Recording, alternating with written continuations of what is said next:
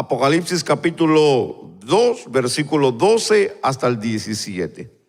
Y dice la Biblia: y escribe al ángel de la iglesia en Pérgamo, el que tiene la espada aguda de 2 filos, dice esto: yo conozco tus obras y donde moras, donde está el trono de Satanás, pero retienes mi nombre y no has negado mi fe, ni aun en los días en que Antipas, mi testigo fiel, fue muerto entre vosotros, donde mora Satanás.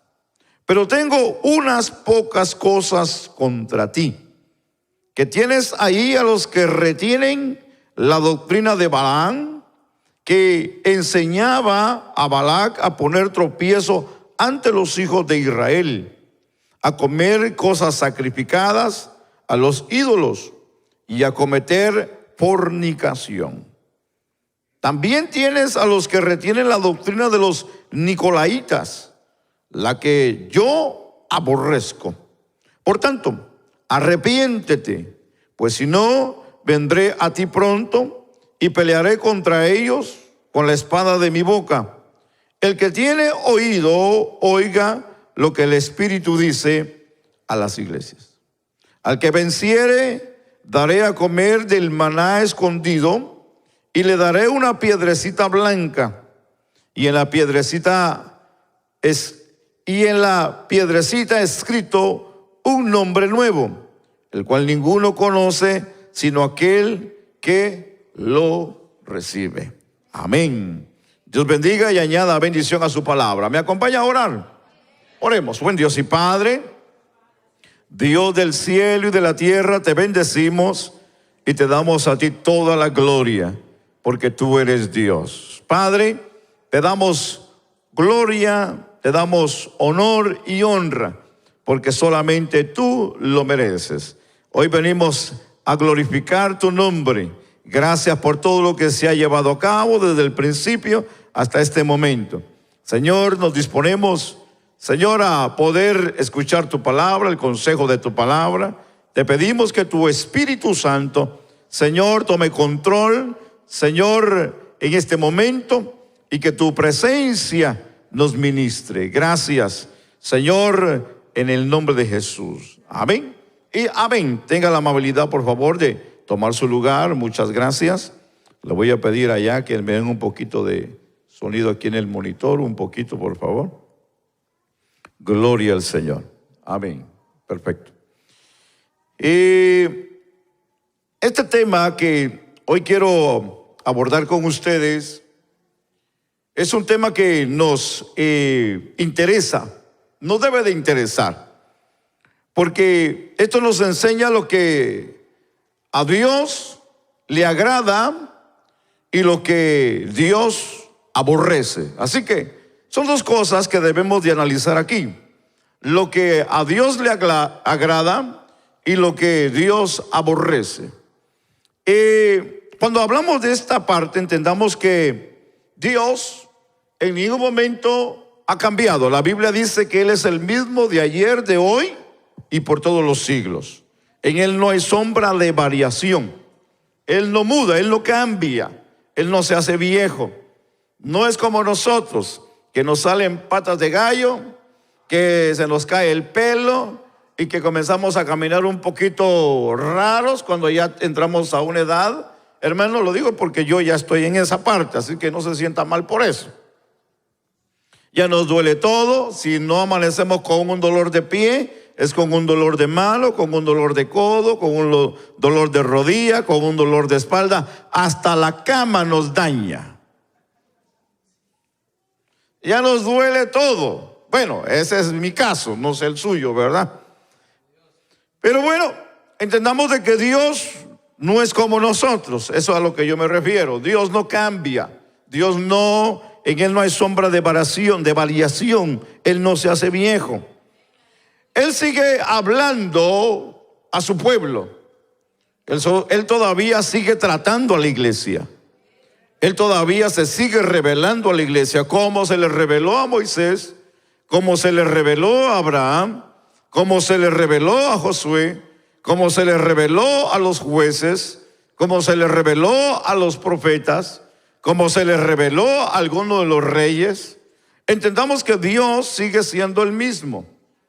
Aunque han pasado miles de años, han pasado generaciones tras generaciones, pero la Biblia dice que Dios sigue todavía siendo el mismo. Él todavía está de pie. A Él todavía, Él no tiene problemas de reumas como nosotros, hermano. Él todavía está de pie y todavía escucha. Él no está sordo, Él no ha perdido el oído todavía, ni tampoco ha perdido la vista. Él todavía sigue observando al mundo, especialmente la iglesia. Así es que entendamos que el Señor todavía le sigue hablando a la iglesia en estos últimos tiempos. Recordemos que el trato de Dios en la historia fue con un pueblo, y este pueblo se llamó Israel en el Antiguo Testamento, y que todavía hoy es una nación. Entendamos que Dios en algún momento determinado en el tiempo histórico dejó de hablar con Israel a través de los profetas. Ahora, como dice la carta a los Hebreos en el capítulo 1, dice que ahora es a través del Hijo que Él nos habla a nosotros, y es a través de Jesucristo. Cristo vino a dar enseñanzas y vino a dar mandamientos. Nosotros hoy entendemos que el Señor llamó a 12 para que fueran sus discípulos. Estamos claros en esa parte. Preparó a 12 para que la iglesia del Señor hoy fuera lo que es. Tenemos la iglesia del Señor en todo alrededor del mundo. En todas partes hay alguien que habla de la verdad de Jesucristo. En cualquier parte del mundo hoy en la actualidad alguien está hablando de la gracia, del amor y de la bondad del Señor. Donde llega internet, allá se escucha el consejo y la palabra del Señor. No importa en qué rincón, en qué árbol o montaña, ahí se está predicando la palabra del Señor. Así que de eso hoy estamos, hermanos, agradecidos por la tecnología. Aparte, ¿verdad?, especialmente de aquellos hombres y mujeres que han dejado la comodidad para ir a internarse en esos lugares y predicar la palabra del Señor. La razón que hoy podemos considerar este tema tan importante es que el Señor quiere seguir preparando a su iglesia, seguir limpiando a su iglesia, seguir cada día preparando a la iglesia, porque la iglesia, recuérdese que su morada no es aquí en la tierra. La iglesia tiene un lugar donde va a morar por la eternidad. Jesús dijo: voy pues a preparar lugar para que donde yo esté, también vosotros estéis. Así que nuestra morada, nuestra ciudadanía no está aquí en la tierra permanente. Recuérdense que la ciudadanía de la iglesia está allá arriba donde está el Señor. Así que nuestra esperanza es un día estar con Cristo Jesús por toda una eternidad. ¿Cuántos dicen amén? ¿Cuántos desean ese momento? ¿Cuántos desean ese día?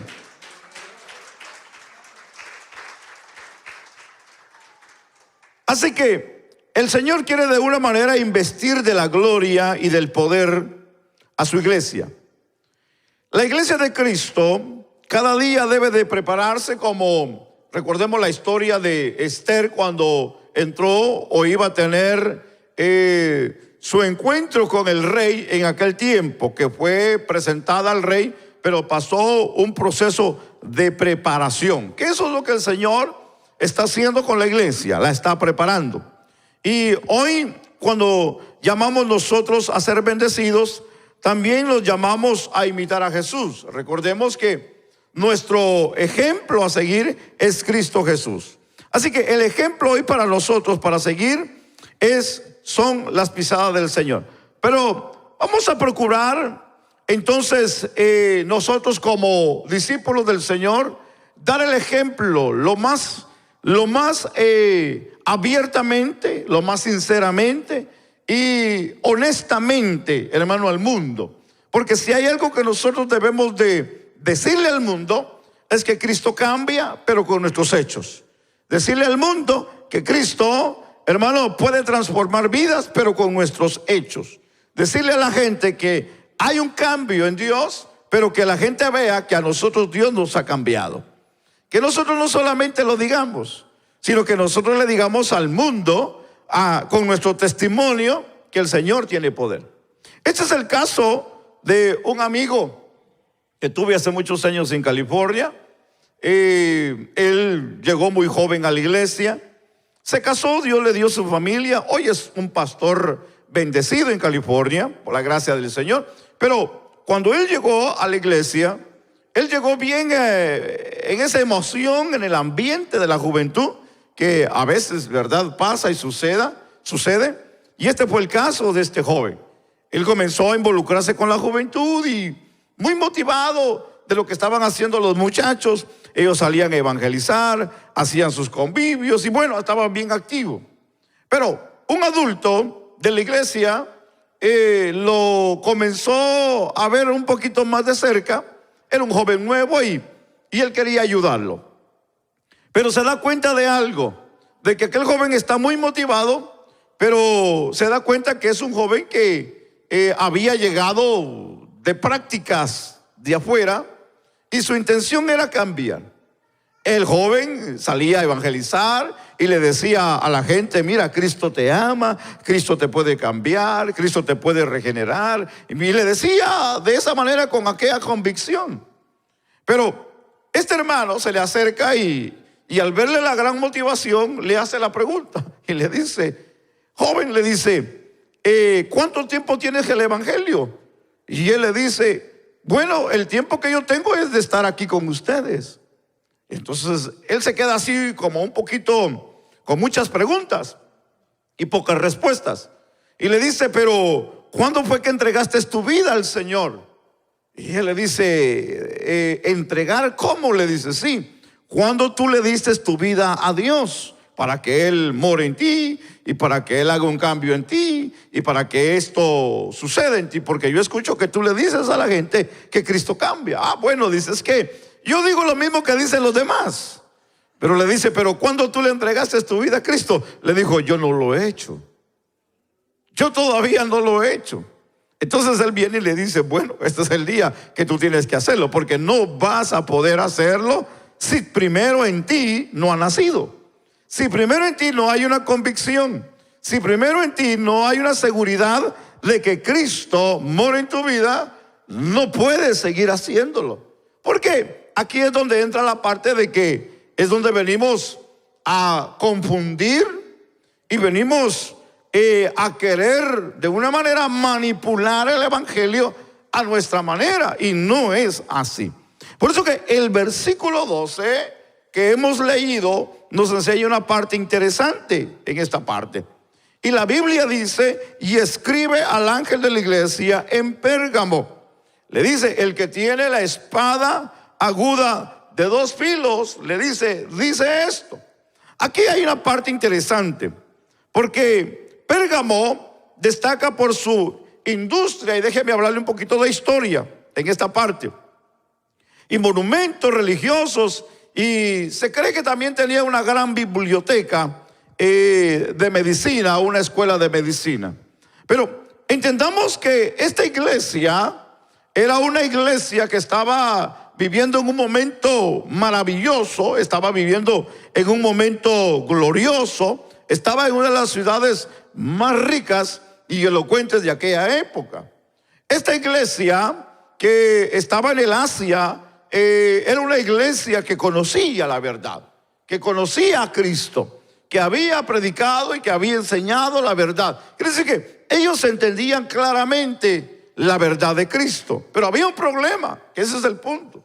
Había un problema, a pesar que Pérgamo se destacaba por su industria, sus monumentos, y de una manera esta parte que fue muy clave para ellos fue una escuela de medicina, que esta escuela de medicina sobresalió mucho en aquellos tiempos. Pérgamo era una capital política en Asia, asentada sobre una colina a 350 metros de altitud. Se cree que el palacio aquí, en los templos que habían, tenía palacios, tenía templos, tenía teatros, tenía gimnasios. y otros edificios públicos de lo que se conoce como la antigua Pérgamo, que era una ciudad muy hermosa en aquellos entonces y que estaba de una manera construida en una cima, en lo que fue las faldas de una elevada colina, que esta colina fue algo muy especial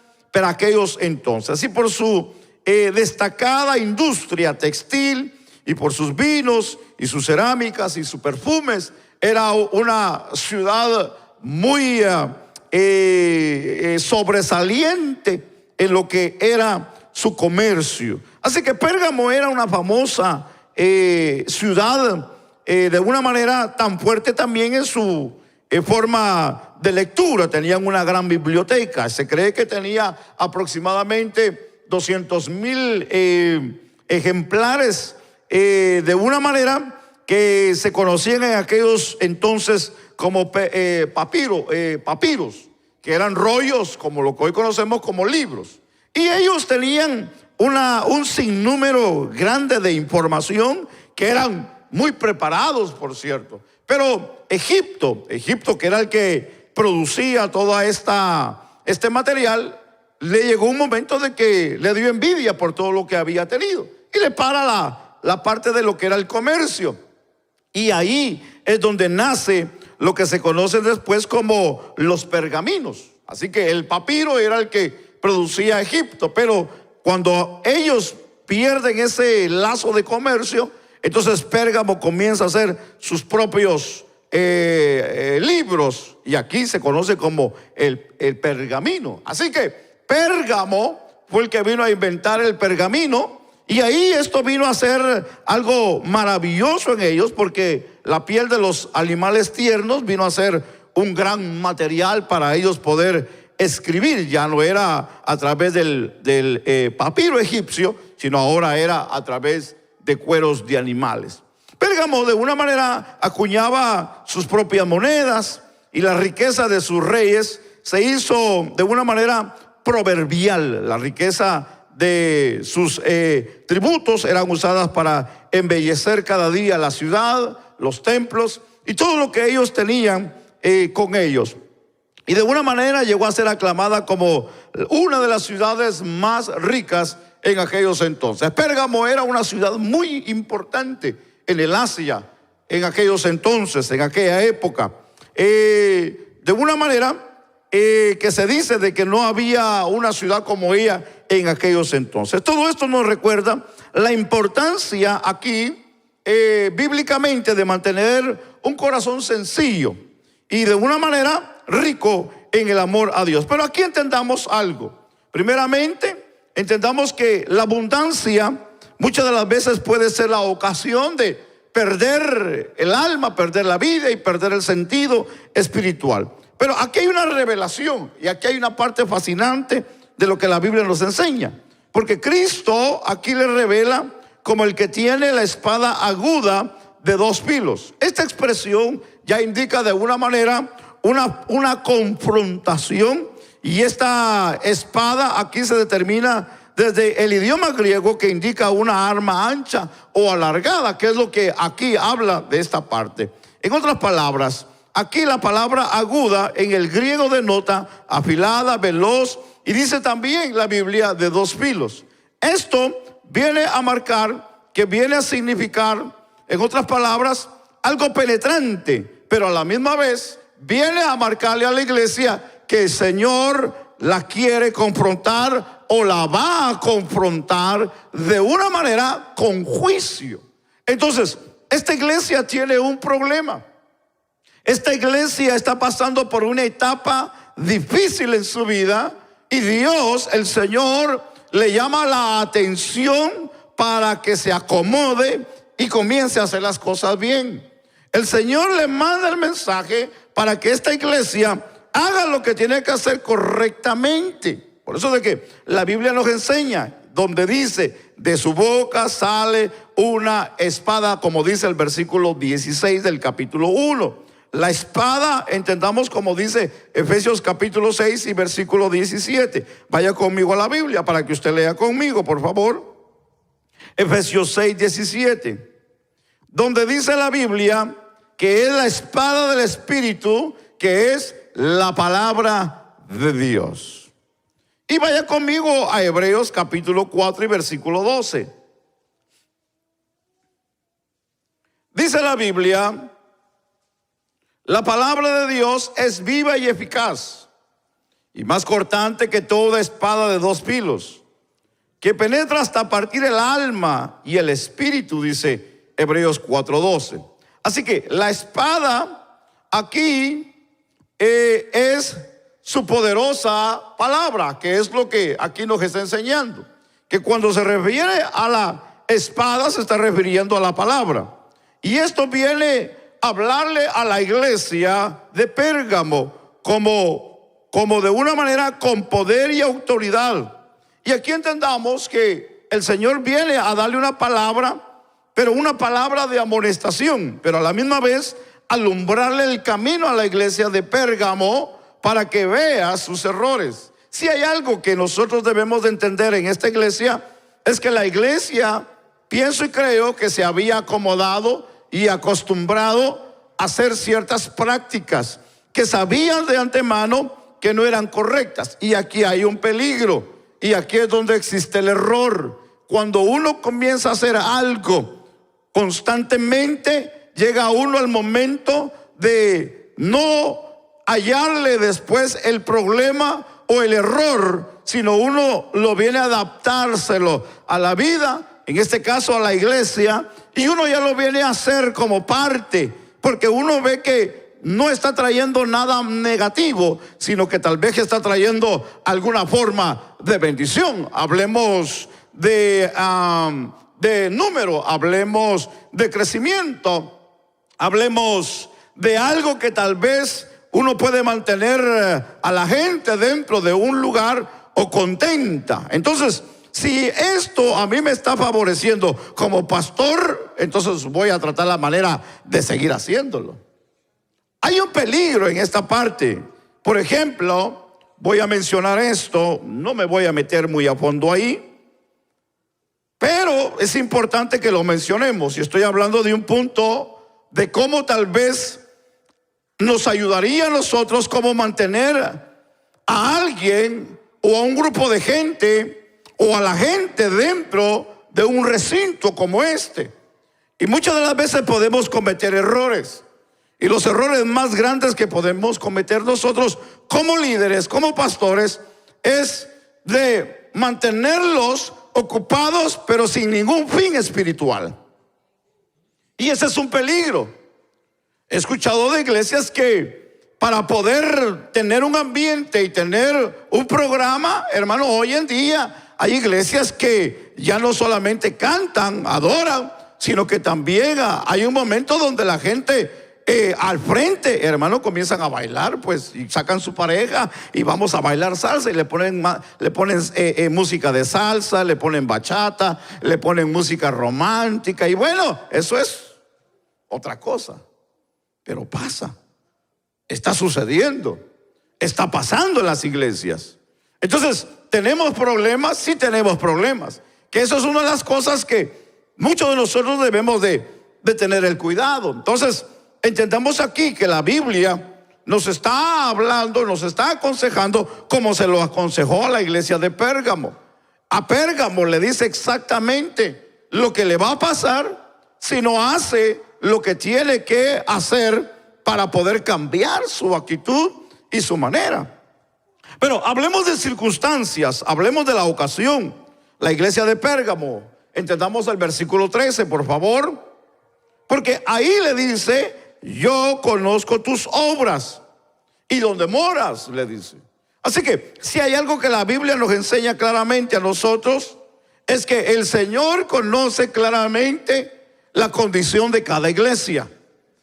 Y no solamente la condición de cada iglesia, conoce la condición del líder, conoce la condición de todos los que lideran, conoce la condición de todos los que se congregan en esa iglesia. Nada se le va al Señor. Dios tiene claro y tiene bien visto nuestros pensamientos, nuestro corazón, nuestro caminar. Sabe lo que pensamos, sabe lo que hay en nuestro corazón, sabe dónde vamos, sabe lo que hacemos, sabe dónde nos metemos, sabe lo que practicamos, sabe lo que nosotros decimos y cómo vivimos la vida delante de Él. Así que para Él no hay nada oculto. Que nosotros digamos que somos cristianos, eso está en el veremos. Para la vida de alguien.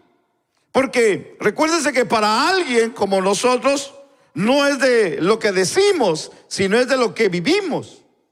Pero en este caso Dios, no hay necesidad de que le digamos o que vivamos, porque Él nos conoce, correcto.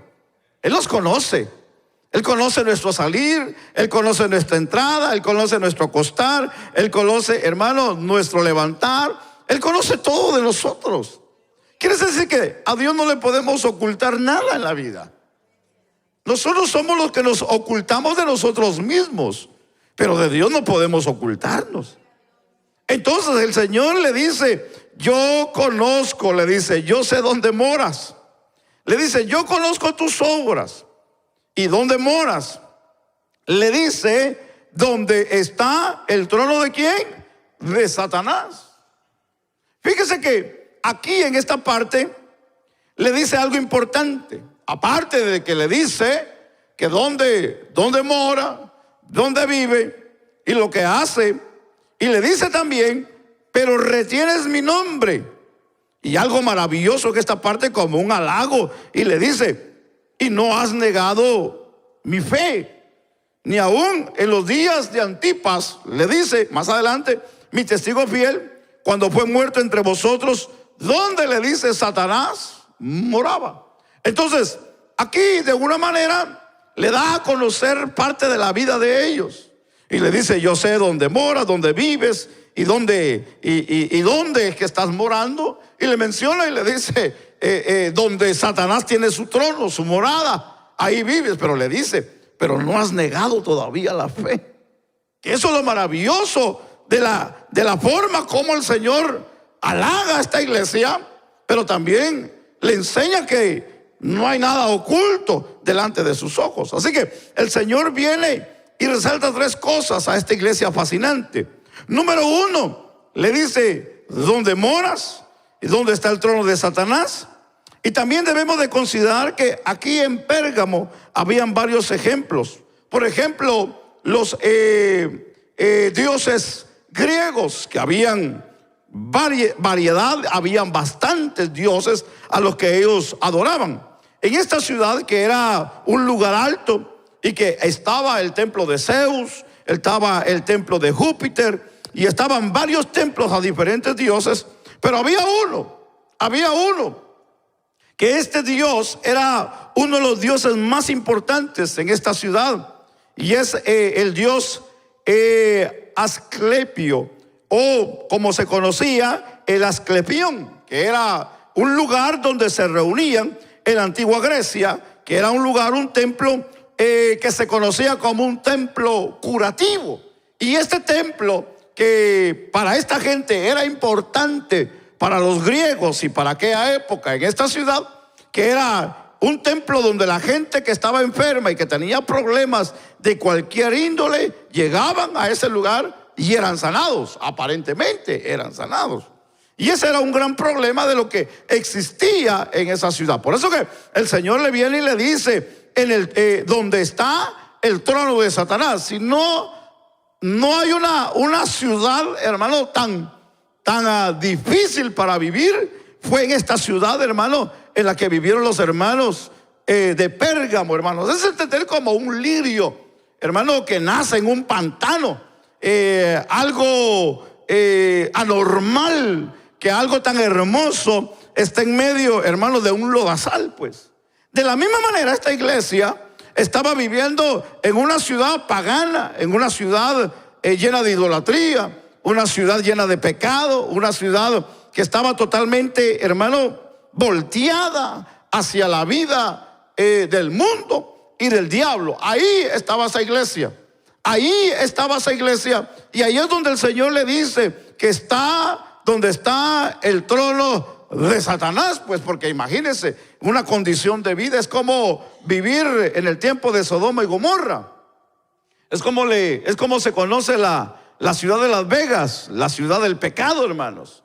Vivir en esa ciudad es algo desastroso, pues, algo difícil de vivir. Yo no sé usted si le ha pasado, a mí me ha pasado más de una vez. Yo he llegado a lugares, hermano, he llegado a ciudades, he llegado incluso a casas donde uno entra, hermano, y uno siente un ambiente diferente al que uno está acostumbrado a vivir, al que uno está acostumbrado a convivir. Y uno dice, aquí hay algo que no cuadra, pues, y uno siente rápidamente. Yo no sé si a usted le pasa eso. Bueno, estoy hablando con los espirituales, hermanos. Porque hay unos que llegan a comer y no les importa lo que sienten, ¿verdad? Con que haya pastel y carne asada, a eso es que yo voy. A mí lo demás no me interesa. Pero una persona espiritual, una persona que busca a Dios, una persona que conoce, hermano, la presencia del Espíritu de Dios, en el lugar que pisa, que sabe que no está Dios ahí, lo siente rápido. Siente de que Dios no está en ese lugar. Y puede ser un hogar que puede estar visitando la iglesia, puede ser llamarse cristiano, hermano, pero muchas de las veces no es así. En cierta ocasión me llamó una hermana, me pidió de por favor de que fuera a orar a su casa. Esta hermana, bueno, era nueva con nosotros en ese entonces, pero ella ya tenía tiempo en el evangelio. Y cuando ella estuvo con nosotros me dijo, pastor, fíjese que yo tengo un problema. Fíjese que en la casa yo escucho pasos y escuchamos ruidos. Y me dice, y no sé qué hacer, me dice. Y le digo, ¿cómo que no sabe qué hacer? Le digo, pues póngase a orar. Póngase a orar, reprenda eso en el nombre del Señor. Y me dice, pero es que no sé cómo. Le digo, ¿cuántos años tiene usted en el evangelio? Y ella me dijo, ya tengo varios años y usted todavía no sabe hacer eso. Entonces usted tiene que aprender. Yo le dije, voy a llegar un día a su casa y quiero hablar con su esposo, quiero hablar con su familia. Porque yo soy de las personas que yo no llego tirando platos y yo no llego tirando escobas, ni mucho menos, hermano, barriendo la casa para sacar esos espíritus que hay en las casas, como mucha gente hacen. Aquí teníamos una hermana hace muchos años, de que ella le gustaba llevarse aceite del que nosotros usamos para orar. Porque ella decía, es que con este aceite yo corro a los demonios de la casa. No, con esto usted no va a correr los demonios de su casa. Entonces hay gente que tiene muy mal concepto de la vida espiritual.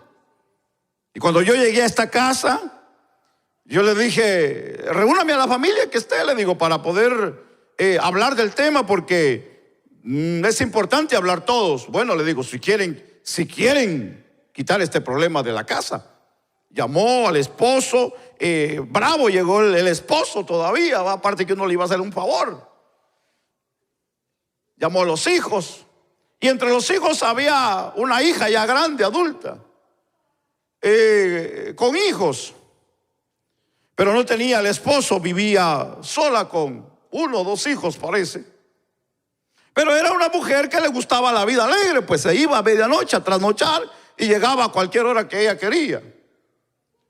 Y yo le dije, en esa plática me acuerdo que le dije, ¿alguno de ustedes ha escuchado algo? ¿Alguno de ustedes ha visto algo?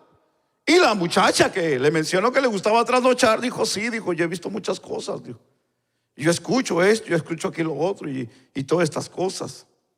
Entonces la mamá le pregunta, ¿y cuándo comenzó usted a escuchar estas cosas? O a ver estas cosas. Me dice, bueno, hace unos meses, me dijo, cuando mi hija comenzó a vivir con nosotros en la casa. Ah, ok. ¿Y su vida cómo ha sido suya? Le pregunté. ¿Cómo ha sido suya antes? Bueno, mi vida, me dice, me gusta la fiesta, me gusta aquí, me gusta allá, me gusta aquí. Pero usted ha escuchado el evangelio. Sí, me dijo, pero yo para eso todavía no quiero nada. Ah, bueno. Era todo lo que yo quería saber, le dije, hermano.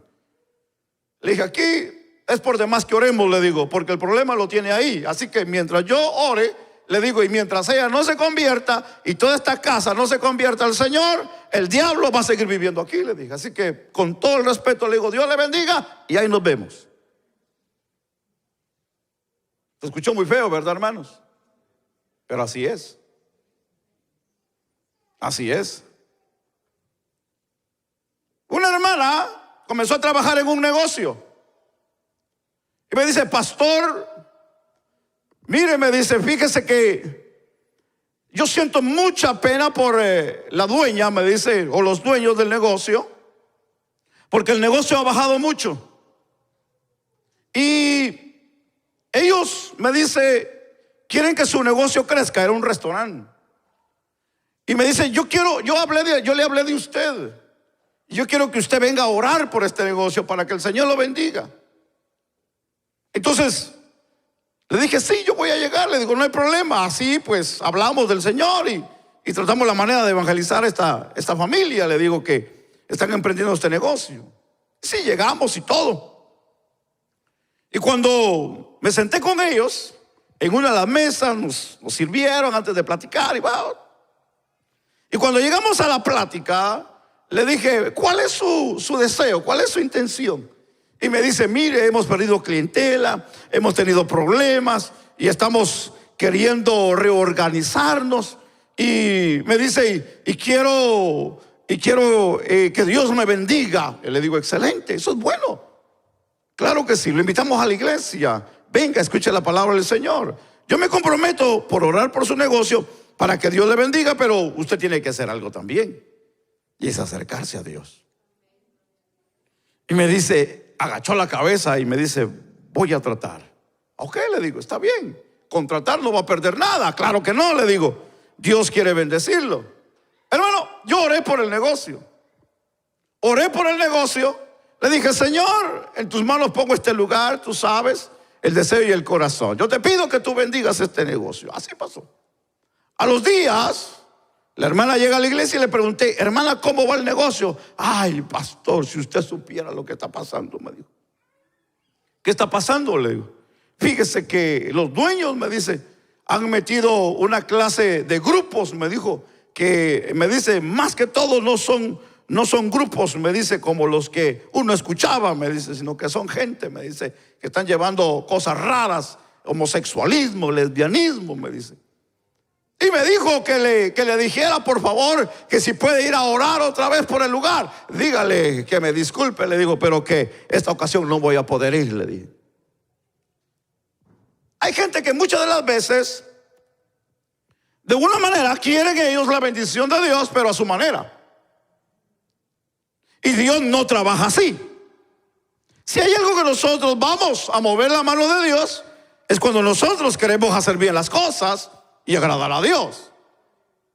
Hay gente que quiere la bendición, quieren que Dios esté con ellos, quieren que Dios los cuide, quieren que Dios los proteja, quieren que Dios los sane, quieren que Dios liberte su hogar, quieren que les dé la casa, quieren que les dé el trabajo de sus sueños, quieren que les dé el carro, pero ellos no quieren hacer nada al respecto. Entonces la cosa no trabaja así. La cosa no es así. Así que entendamos aquí que en la antigua Grecia había un templo curativo y que en este templo había un Dios. Y este Dios, que tenía ya muchos años de existir antes de Cristo, en este lugar venían de una manera a hacer ciertos rituales en este lugar.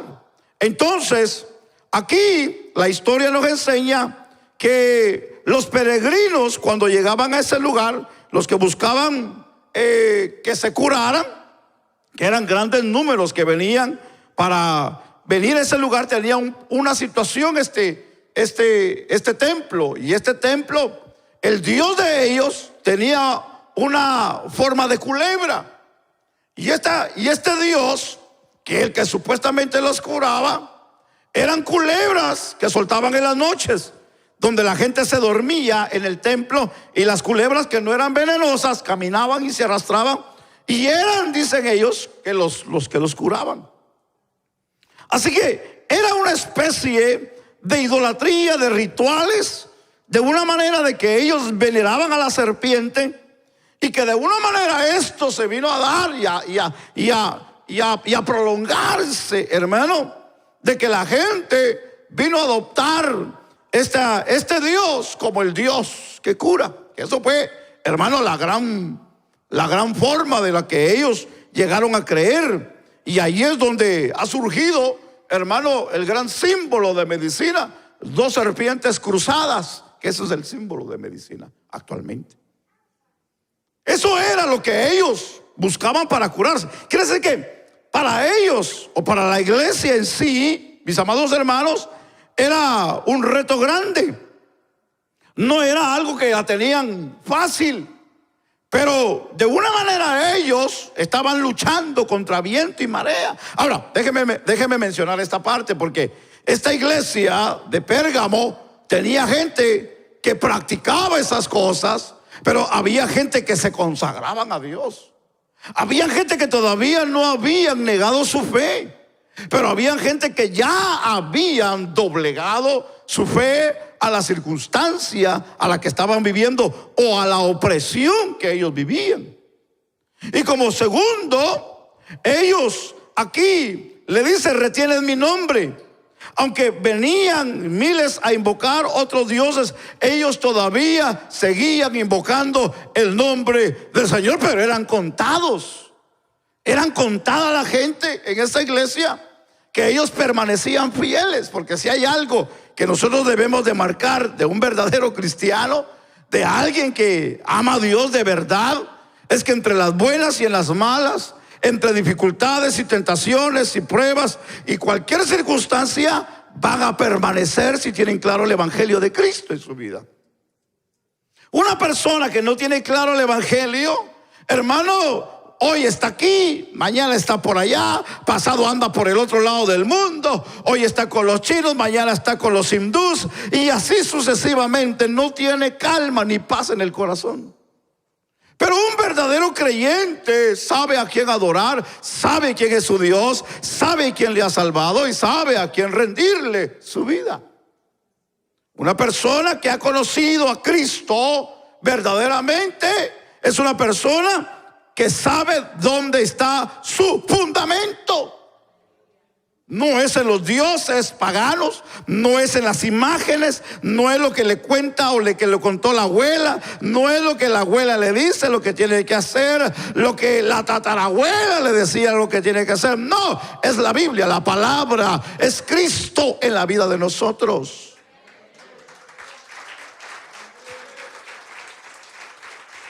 Y le dice como tercer punto: no han negado mi fe, ni en medio de la persecución, de la oposición física y espiritual. Porque si hay algo que debemos de marcar aquí, es que no solamente tenían oposición física, sino tenían oposición espiritual, que esa es la parte más fuerte. Esa es la parte más fuerte, y es la espiritual. Hermano, tal vez no sea muchos años que nosotros nos movimos para este lugar, para esta ciudad o barrio o rancho, no sé cómo usted lo mire. Pero antes, hace 20 años,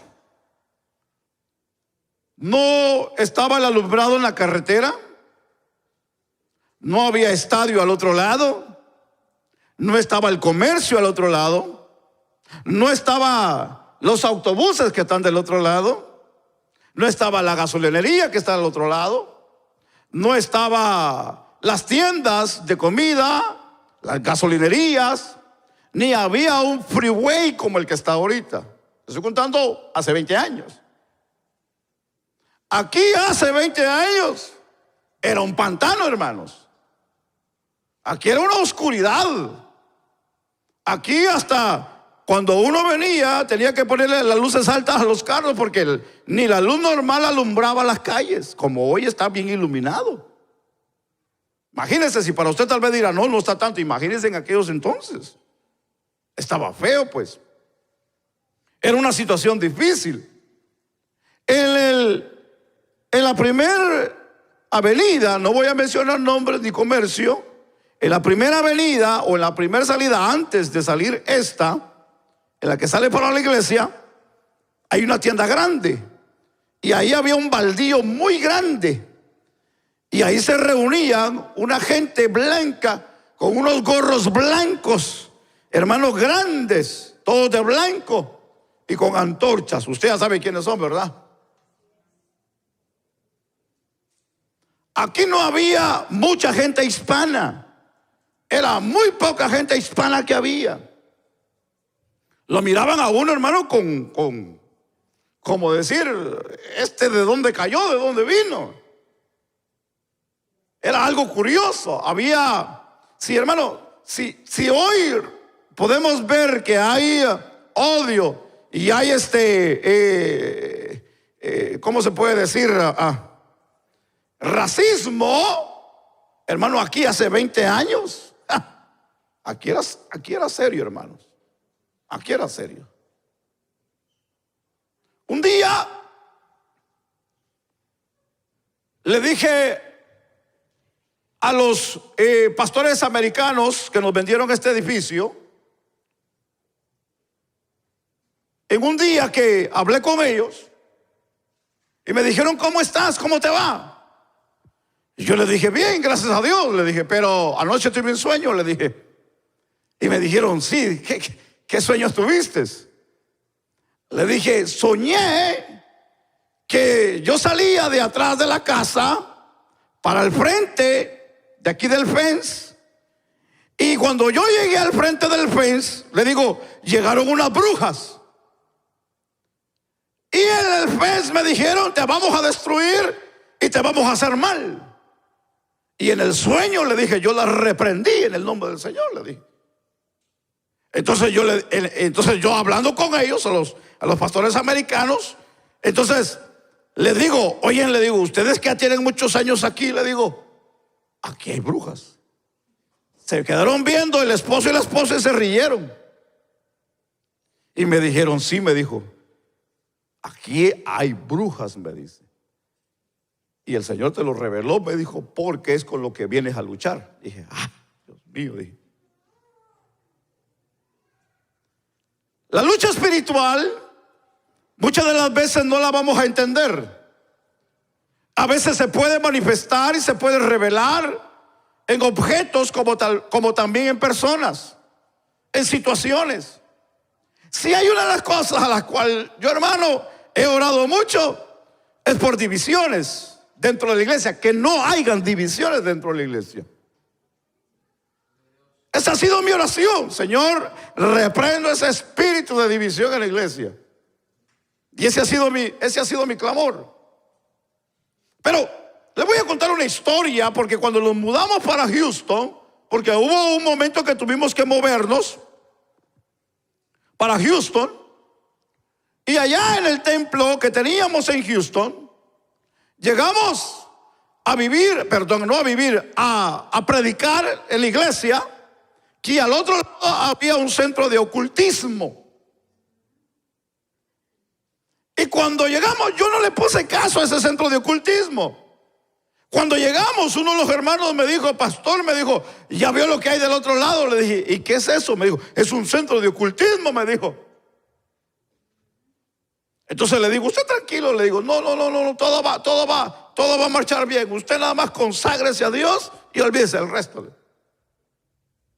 Pero los hermanos que cuidaban el edificio, que vivían adentro, ellos nos contaban de que escuchaban pasos. Y un hermano dijo, escuché anoche en la segunda planta que andaba una mujer con tacones corriendo, me dijo.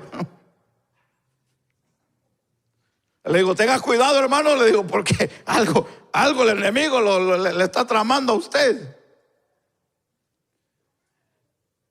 Pero encontré después otro pastor muy antiguo, y al pastor que había salido de ahí americano, porque era una iglesia americana, cuando yo hablé con él me dijo, pastor, me dijo, aquí hemos tenido problemas de división, me dijo. Aquí hemos tenido problemas de división. Entonces cuando él me dijo eso, yo me alerté y dije, la lucha va a estar tremenda aquí en este lugar. porque aquí anda un espíritu de división. Y cuando nosotros entramos a ese lugar, el lugar del centro de espiritismo fue el primero que voló. ¡Pah! Se fue, no aguantó. Al tiempo, cuando ya estábamos ubicados en ese lugar, me encontré a uno de los pastores que había estado ahí antiguamente. Esta iglesia, hermano, fue edificada como en los años 50, ese edificio. Así que han pasado muchas iglesias y pastores por ahí. Me encontré un pastor de los antiguos y me dijo, me he dado cuenta, porque todo en ese barrio se sabe. Me dijo, me he dado cuenta que llegó una iglesia nueva, me dijo, y es hispana, porque no había iglesia hispana ahí. Nosotros fuimos los primeros que entramos. Entonces le dije, sí, yo soy el pastor, le dije. Me dice, ¿tú eres el pastor? Sí, me dijo. Mira, me dice, te voy a contar algo rápido. Él iba de pasada, el viejito, porque me encontró afuera. Me dijo, aquí, me dijo, han habido grandes avivamientos. Han habido iglesias, me dijo, que han crecido. Pero me dijo, han terminado en división. Entonces dije, la cosa está seria aquí entonces. La cosa está seria. Y me dijo, y esa ha sido la causa de que estas iglesias se han tenido que ir, porque no han aguantado. Ok, le dije, gracias, le digo. Y eso como se me comenzó a alertar más a mí. Cuando menos nosotros nos imaginamos, cuando menos nosotros pensamos, cuando menos sentimos, hermano, como le pasó a Maduro, le cayeron de repente, hermano.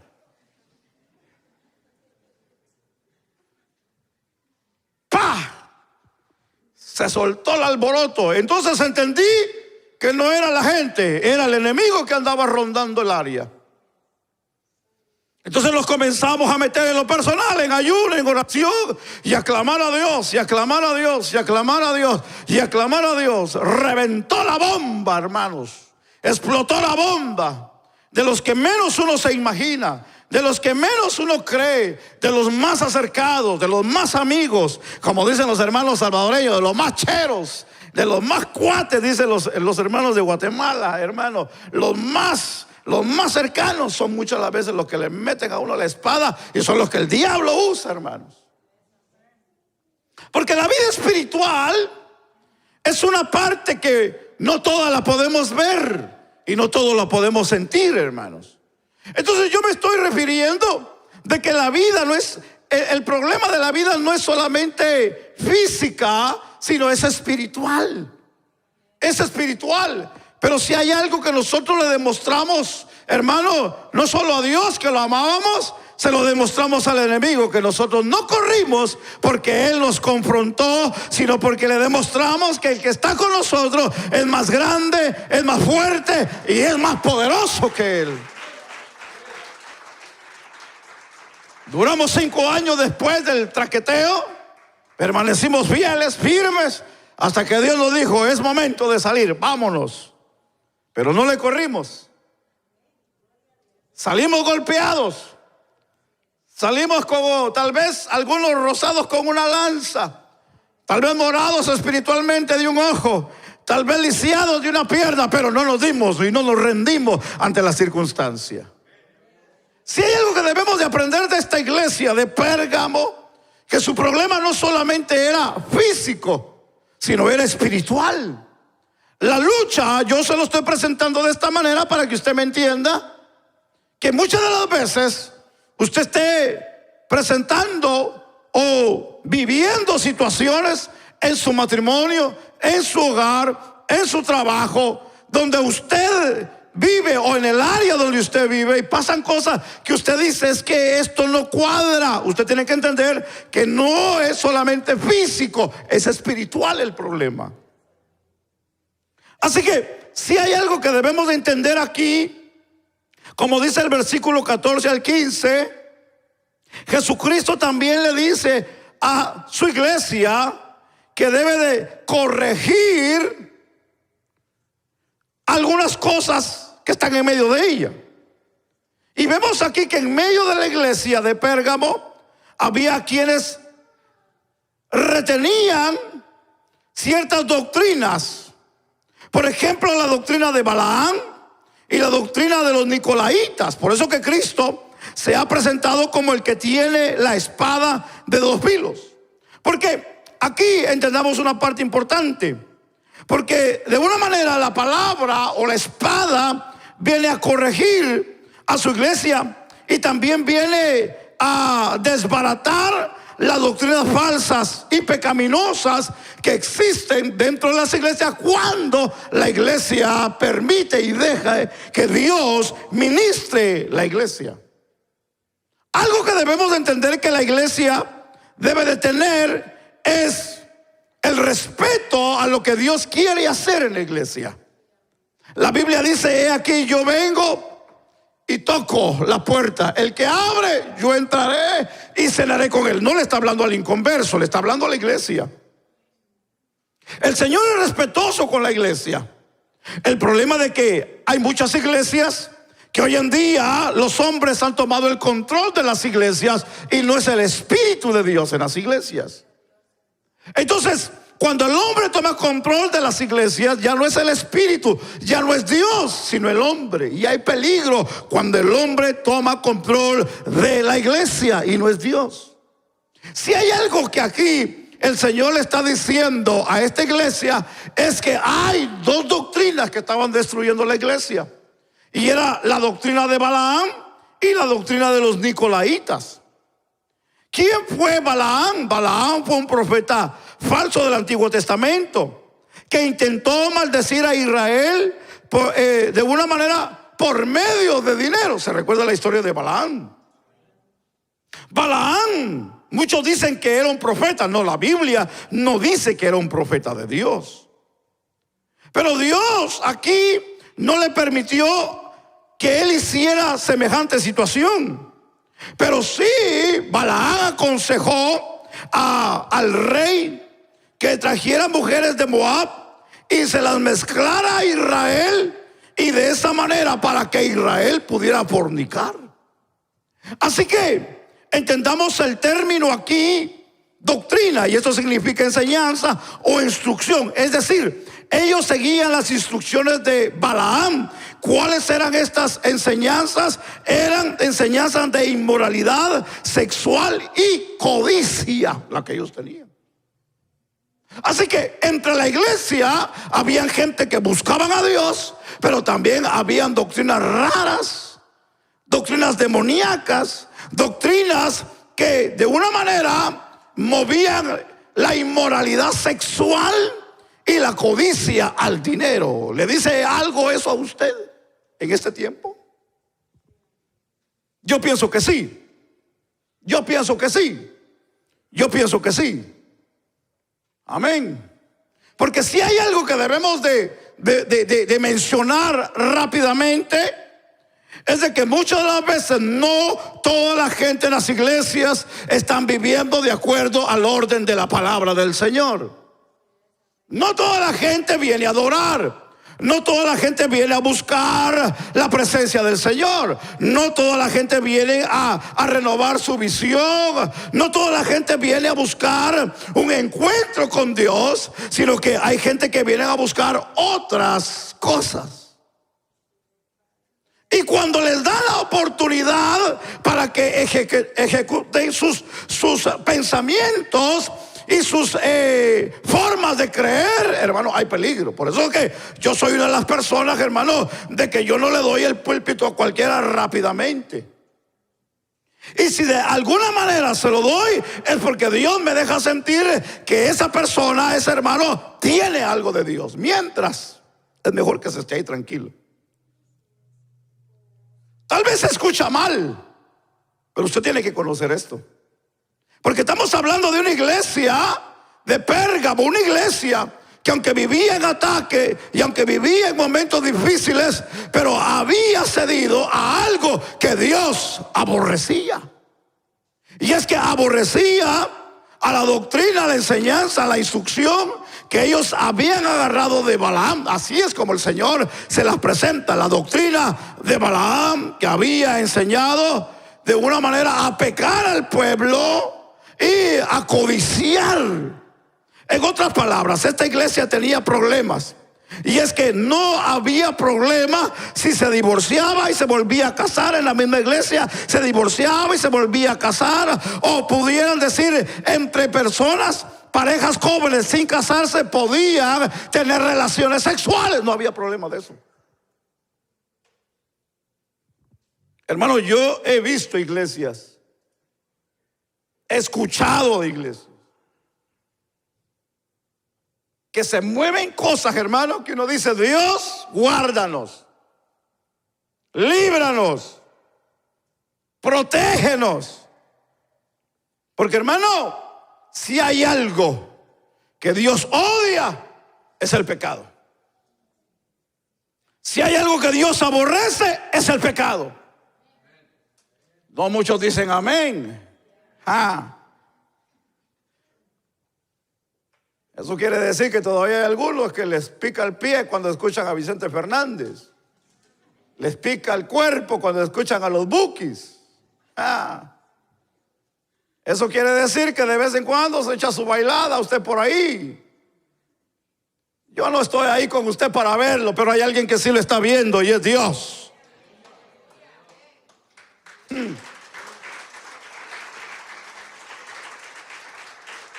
Porque de que lo hay, lo hay. Hay gente que todavía guarda sus LP, sus discos de los antaños en el baúl de los recuerdos. Todavía tienen a José José. Y a los que les gustaba Juan Gabriel, todavía. Los modernos dicen: ay, pastor, es que a mí me gustaría que hubiera, bueno, ya hay, ¿verdad?, rap en cristiano. Porque hay gente, hermano, que se ubica o quiere acomodar la palabra de Dios a su manera. Quieren acomodarse la iglesia a su manera. Buscan una iglesia a su manera. Buscan un lugar a su manera. No acomodarse a lo que está escrito, sino que se acomoden a ellos lo que está escrito.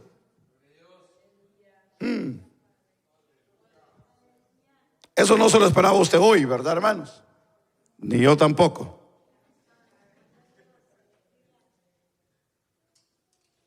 Porque si hay algo que Dios aborrece en la vida de la iglesia, es el pecado, es la avaricia, es la mentira, es la falsedad, la hipocresía.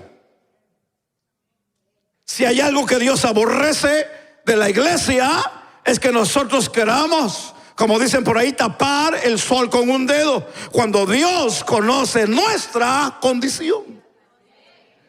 Cuando Dios conoce nuestra condición.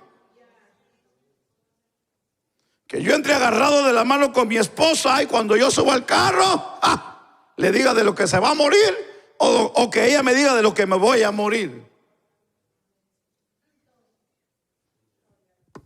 Sí, porque no todo matrimonio es como se mira.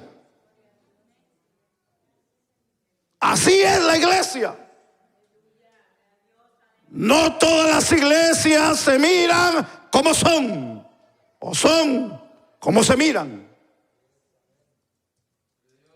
Así que nosotros, de la manera que debemos de tener cuidado, es lo que el Señor aquí le está enseñando a la iglesia. Porque le está diciendo a la iglesia que está tolerando la inmoralidad sexual, la mundanalidad, que de alguna manera están participando de festividades paganas y después quieren entrar a la iglesia y quieren seguir adorando como si nada ha pasado, tranquilos. Dios les dice: espérense ahí, esto no es así. Aquí hay una línea donde nosotros como hijos de Dios no podemos brincar la línea. No debemos brincar la línea, pero nos hemos atrevido a brincarla. Sí, pastor, pero la Biblia dice que somos libres en Cristo. Somos libres, pero con un límite. Porque para muchos el evangelio no es libertad, sino es libertinaje. Y la Biblia nos enseña a nosotros y conoceréis la verdad, y la verdad os hará libres. Si en verdad el Hijo de Dios nos ha libertado, verdaderamente seremos libres. Y alguien que es libre en Cristo sabe lo que es Dios. Ahora, se le identifica como aquí hablemos de la doctrina de los nicolaitas. Ya estoy terminando. La doctrina de los nicolaitas era una palabra que proviene del griego Nicolaites, que significa seguidores de Nicolás. Era una secta herética en la iglesia apostólica. Cristo alabó a la iglesia de Éfeso a aborrecer la obra de los nicolaitas en el capítulo 11 y versículo 6. Y censuró a la iglesia de Pérgamo por aceptar las enseñanzas de los nicolaitas. Ahora, déjeme entender esta parte, porque aquí se identifica la secta o la doctrina de los nicolaitas como la secta gnóstica en estos tiempos. No voy a entrar en detalle ahí, solamente mencionarle que los gnósticos, ellos dicen que la salvación se obtiene más por la sabiduría, por el entendimiento, y no por la fe y en el sacrificio de Cristo.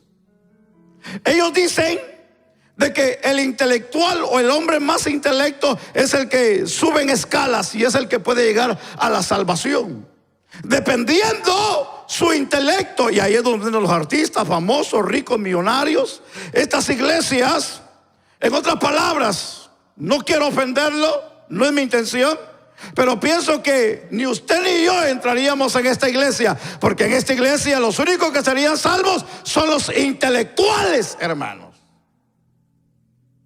Ellos adoptan la filosofía de Sócrates y de Platón, porque ellos de una manera influenciaron esta doctrina de que es a través del pensamiento y a través de la sabiduría de la que ellos pueden lograr y desatar y romper. Hay un Dios que ellos le tienen un nombre raro, de que es lo que desata la materia con lo espiritual. Y ellos dicen, hasta que no te desate ese Dios de la materia, entonces tú no puedes ser salvo.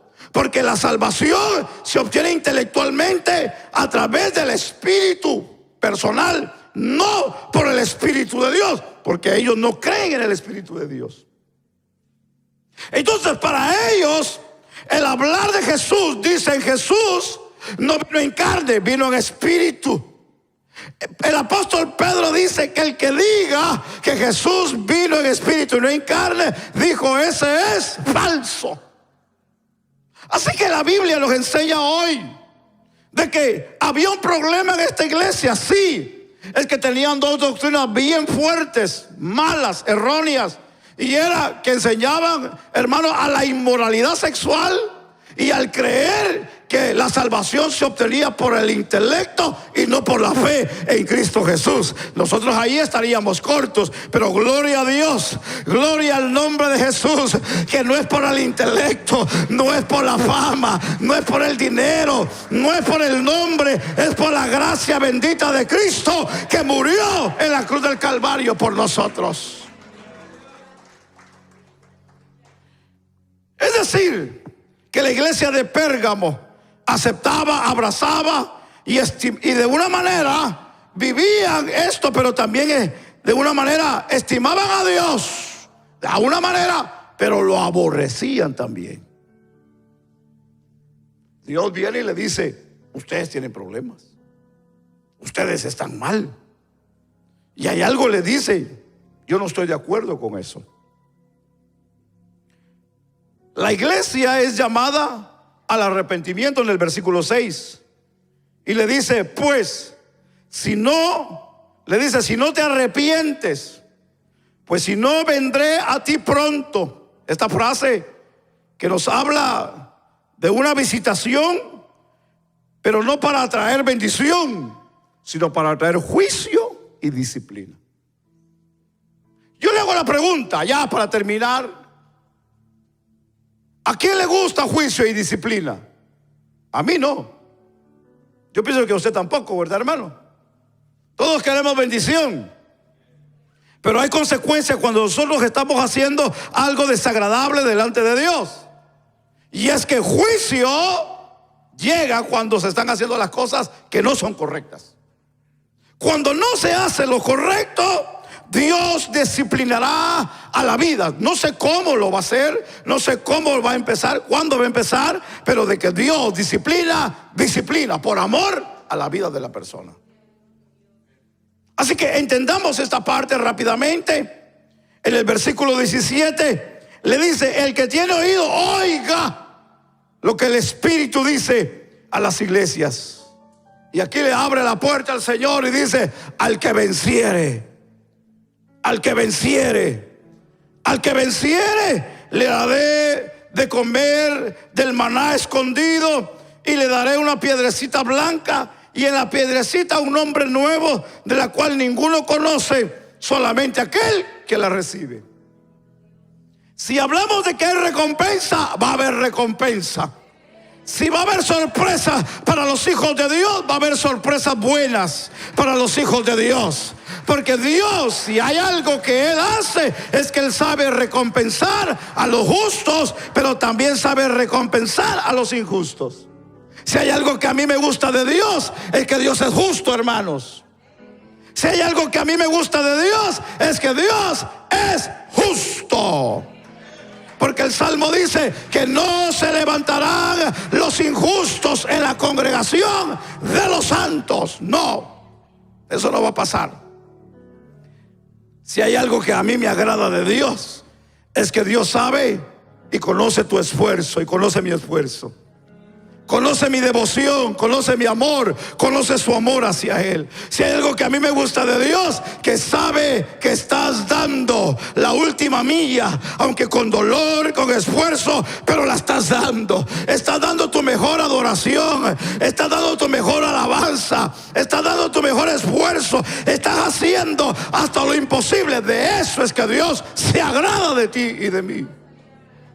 Cuando mira que estamos dando lo último, y aunque ya mañana no sabemos qué vamos a hacer, como le pasó a la viuda en Sarepta, cuando le dijo al profeta: solamente tengo esto, comer y morir. El profeta le dijo: ve y cocínalo como dijiste, pero cocíname a mí primero. Eso es algo interesante, que cuando nosotros le damos a Dios, siempre Dios nunca nos va a dejar a nosotros.